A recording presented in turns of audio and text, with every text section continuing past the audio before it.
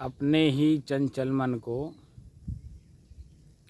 अपने ही बस में करके एकाग्रता, स्थिरता एवं स्वयं अपने आप में शांति का अनुभव करने के बाद स्वयं मैं कौन हूँ को जानने की दृष्टि से साधना करते करते आज 1360 दिन हो गए। तारीख 28 जुलाई सन 2025, दिन सोमवार, प्रातःकाल का समय।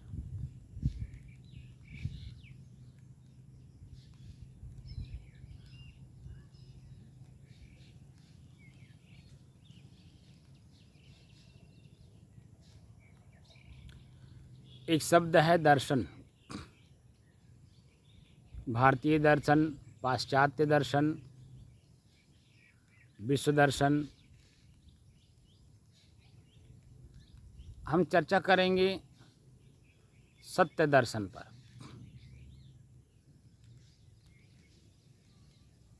सत्य क्या है, दर्शन क्या है?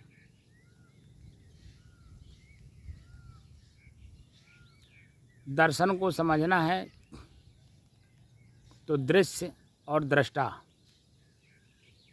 दोनों अलग अलग जब तक अनुभव नहीं होंगे तब तक दर्शन को समझ पाना इतना आसान नहीं है। दृश्य प्रकृति है, प्रकृति का उपभोग करने वाला दृष्टा, साक्षी।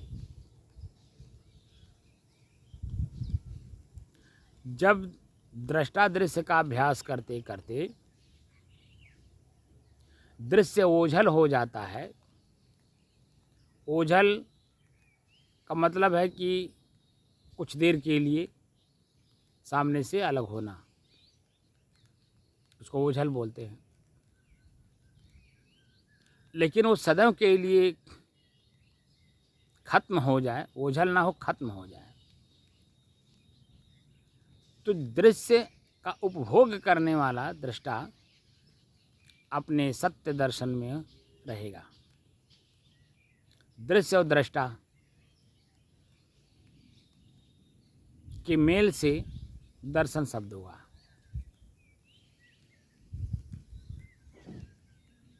दृष्टा साक्षी है, दृश्य प्रकृति है। प्रकृति में मैं चीनी पानी की तरह घुल मिल गया हूँ।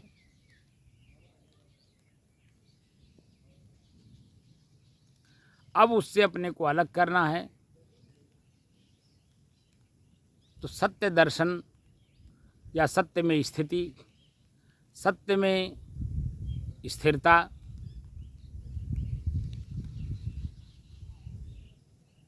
सत्य की अपनी वास्तविक स्थिति। तो सत्य क्या है जिसका हमें दर्शन करना है? प्रकृति भी सत्य है, लेकिन वह मैं नहीं हूँ। मैं स्वयं भी एक प्रकृति हूँ।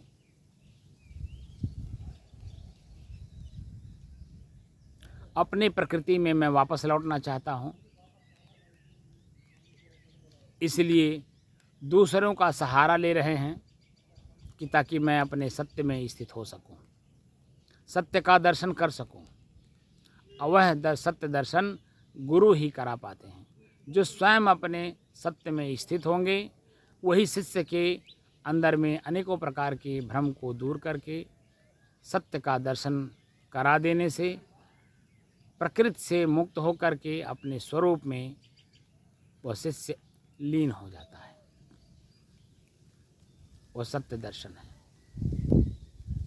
हमारे शास्त्रों में, हमारे अन्य मुनियों और ऋषियों ने जो सत्य दर्शन का व्याख्या किया वह अंत में ले जा करके वहीं खड़ा किया जहाँ उन्हें खड़ा करना था, जहाँ जिस स्थिति में आज हम लोग पहुँचने की कोशिश कर रहे हैं। उसी के बारे में मैंने कुछ थोड़ा सा लिखा है जो मैं आप लोगों को चाहता हूँ कि सत्य दर्शन खुद के अभ्यास से कैसे करेंगे और सत्य दर्शन हो जाने के बाद सत्य में अपनी निष्ठा कैसे बनाएंगे, निष्ठा के साथ साथ श्रद्धा कैसे हो, श्रद्धा के साथ साथ स्थिरता कैसे हो और स्थिरता के साथ साथ सत्य में हमारी स्थिति कैसी हो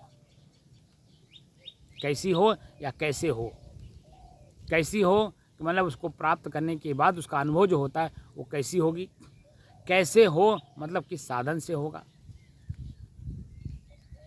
तो साधन क्या है? साधना, और साधना का मतलब बस में करना।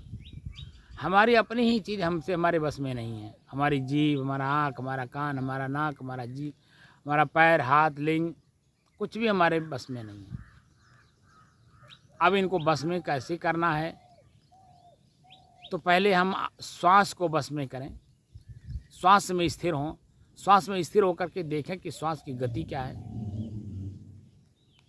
श्वास में स्थिरता है या नहीं। अगर उसमें परिवर्तन है तो किस तरह की परिवर्तन है, क्रिया है तो किस तरह की क्रिया है। हम वहीं से शुरुआरंभ करेंगे और अंत में पूरे शरीर को भी हम अपने आभास से इसे खत्म करेंगे कि शरीर का भी हमें आभास ना हो। इसलिए स्टेप स्टेप पे अभ्यास कराते हुए यहाँ तक लाने की कोशिश किया हूँ आप लोगों को भी, और स्वयं भी मैं वहाँ तक आने की कोशिश कर रहा हूँ। जो हमारे ऋषियों की आत्म स्थिति के बारे में, स्वरूप स्थिति के बारे में वर्णन है, वहाँ तक पहुँचने की कोशिश की जा रही है।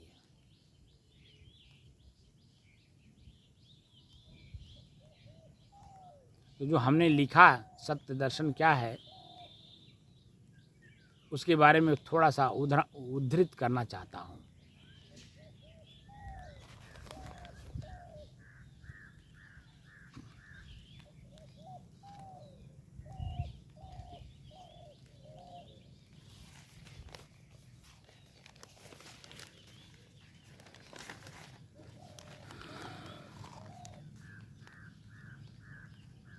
अद्वैत वेदांत, एक द्वैत वेदांत है, एक अद्वैत वेदांत है। द्वैत में दो चीज़ों का ज्ञान होता है कि दो चीज़ें हैं जहाँ उलझन पैदा होती है, लेकिन अद्वैत दर्शन में वहाँ क्लियर कट रहता है, दो चीज़ तो है लेकिन अद्वैत में मैं स्वयं हूँ, द्वैत में प्रकृति है। लेकिन द्वैत में जहाँ सिद्धांत है वहाँ मैं भी दो हूँ, ऐसा होता है। लेकिन वह दो कौन है? हमारा मन और मैं। अंत में जा कर के वह भी अद्वैत हो जाते हैं, लेकिन नाम उनका रखा है द्वैतवादी, अद्वैतवादी, द्वैताद्वैत, तमाम तरह के शब्द इसमें। असल में जिस लक्ष्य से प्रथम गुरु सिखाते हैं, बताते हैं, अभ्यास करा करके वहाँ तक पहुँचाने की कोशिश करते हैं, शिष्य का जो देखने की दृष्टि, सोचने की दृष्टि, सुनने की दृष्टि, जो दृष्टियाँ हैं वो अलग अलग हैं।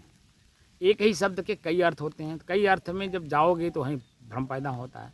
और भ्रम में क्या होता है कि हम जो चीज़ें जानने की कोशिश करते हैं या गुरु जो हमें जनाने की कोशिश करते हैं, हमारी वृत्ति वहाँ तक पहुँच नहीं पाती और वहीं उलझन में आ जाते हैं। और उसी उलझन के कारण हम अपनी वास्तविकता से दूर होकर के एक नई दृष्टिकोण देने लगते हैं समाज को, कि मैं उसी में हो जाता हूँ, इसीलिए कन्फर्म हो जाता हूँ कि जो कि वो बुद्धि है।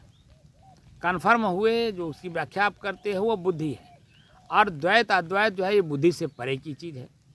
द्वैत अद्वैत का जो भाषा परिभाषा है, स्थिरता है, वो है प्रकृति है। आप जब अपने आप में खुद आ जाते हैं ना, वहाँ द्वैत है ना अद्वैत है, दोनों नहीं है। जैसे आप नींद में जब जाते हैं तो वहाँ ना आप द्वैत में है ना अद्वैत में है, कहीं में नहीं। कहाँ है? अपने आप में है। इसलिए अपने आप को जानने की जो भरपूर कोशिश की जाती है, उसको कैसे की जाती है, कब की जाती है, कहाँ की जाती है, उसका पूरा अभ्यास कराया जाता है। तो कुछ बारिश आना शुरू हो गया है, तो जो मैं लिखा हूँ वो भीग रहा है, तो मैं आपको नीचे ले चलता हूँ।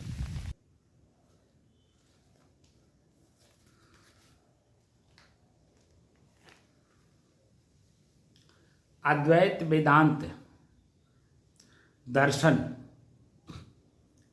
जगत को मिथ्या और ब्रह्म को सत्य मानता है। संसार और जीवात्मा यानी व्यक्तिगत आत्मा जो स्वयं आप हो भी ब्रह्म के ही भाग हैं। ब्रह्म के ही भाग हैं। संसार और जीवात्मा यानी व्यक्तिगत आत्मा भी ब्रह्म के ही भाग हैं। ब्रह्म परम सत्य है जो सभी का स्रोत और आधार है। भ्रम संसार को एक अलग वास्तविकता के रूप में प्रस्तुत करता है। भ्रम और भ्रम, ब्रह्म और भ्रम दो शब्द है। तो ब्रह्म परम सत्य, ब्रह्म परम सत्य है जो सभी का स्रोत और आधार है। भ्रम जो भ्रम है, भ्रम संसार को एक अलग वास्तविकता के रूप में प्रस्तुत करता है।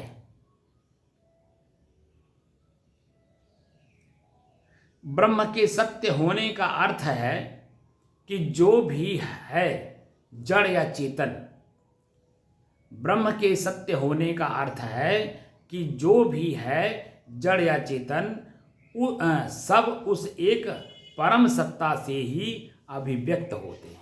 उस परम सत्ता से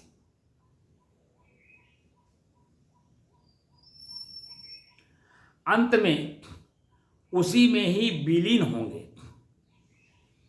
जो परम सत्ता है अंत में उसी में विलीन हो जाएंगे।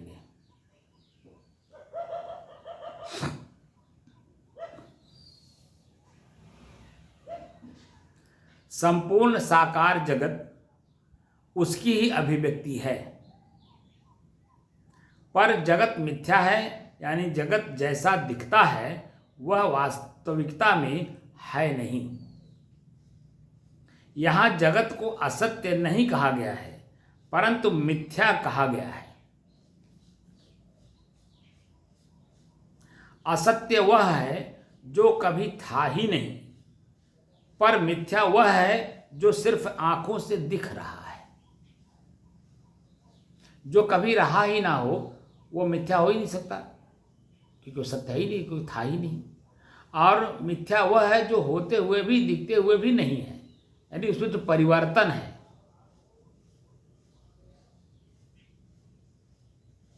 जैसे अभी आप देखे होंगे मैं ऊपर था नीचे आ गया, तो ऊपर का जो दृश्य आप देख रहे थे वह दृश्य तो है ही, लेकिन बारिश होने की वजह से मैं वहां से नीचे आ गया तो भ्रम पैदा कर दिया परिवर्तन में।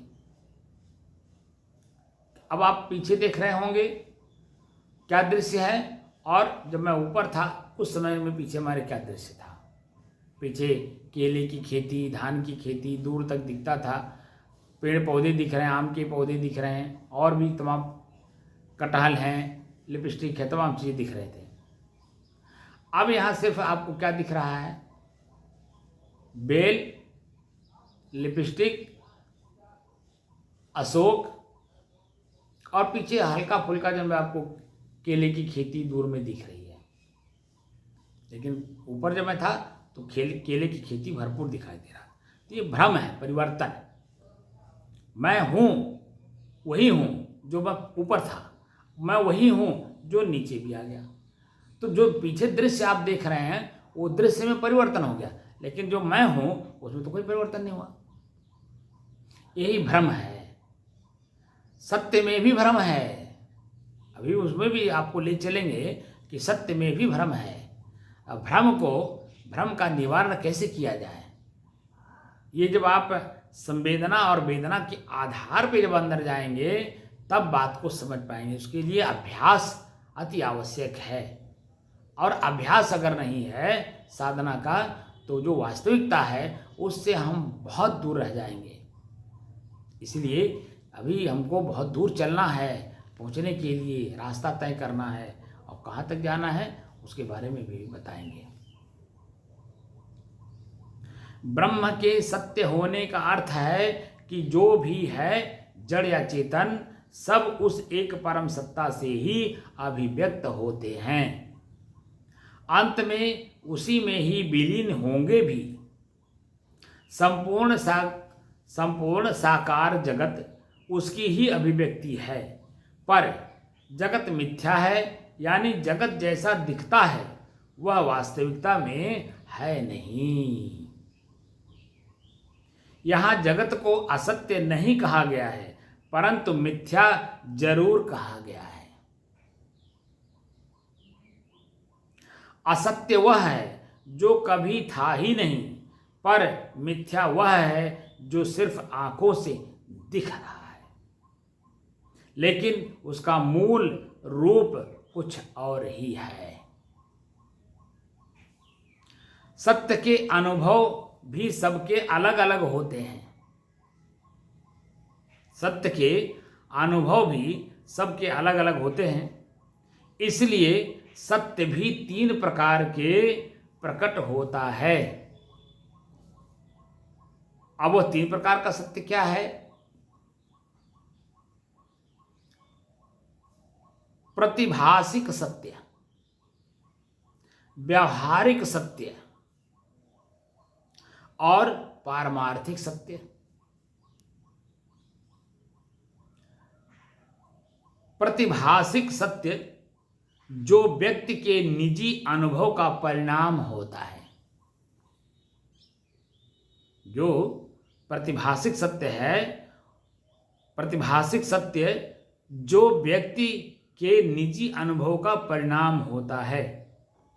जैसे स्वप्न में देखी गई घटना हर व्यक्ति का निजी अनुभव होता है। जो किसी और ने नहीं देखा, पर स्वप्न टूटने पर समझ आ जाता है कि स्वप्न में देखी गई घटना एक मिथ्या अनुभव है। लेकिन जब स्वप्न में देखते हैं तब देखते समय वो सत्य दिखता है, लेकिन जब हम जाग जाते हैं तो वो जगने के कारण जो स्वप्न में सत्य दिखाई दे रहा था वह सत्य असत्य हो जाता है, क्योंकि वो मालूम हो जाता है कि वो स्वप्न में देख रहे थे।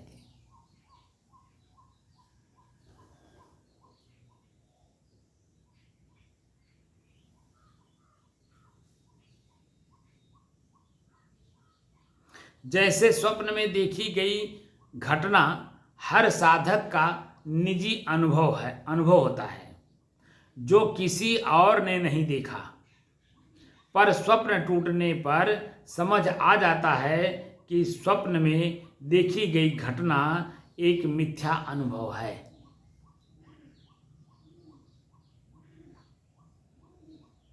यहाँ साधक कहता है जगत है क्योंकि मैं अनुभव कर रहा हूँ। यहाँ जगत है क्योंकि मैं अनुभव कर रहा हूँ। कौन? साधक।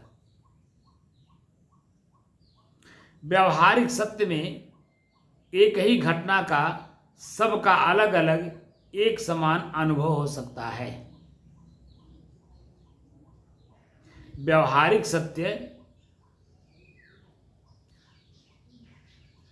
सत्य में एक ही घटना का सबका अलग अलग या एक समान अनुभव हो सकता है, पर घटना घटी है यह अनुभव तो सब करते हैं।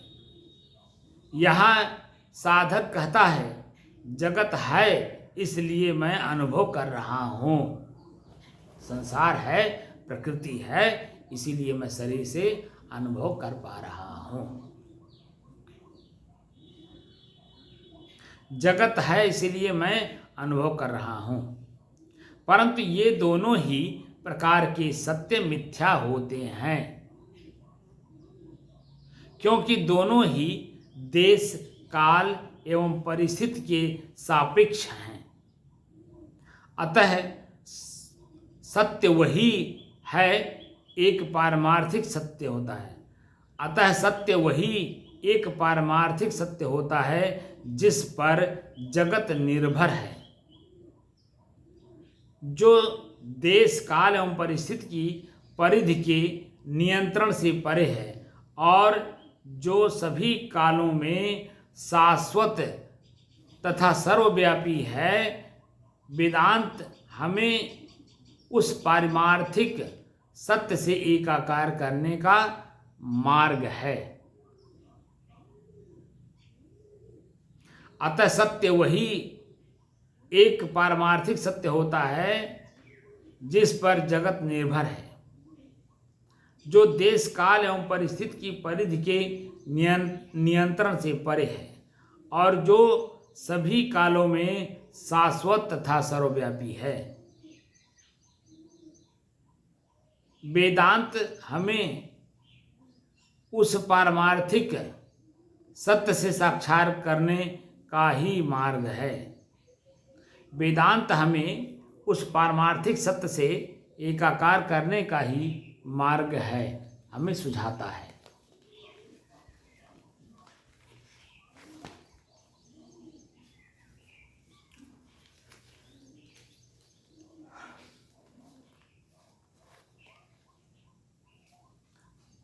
कुछ तो समझ में आया होगा।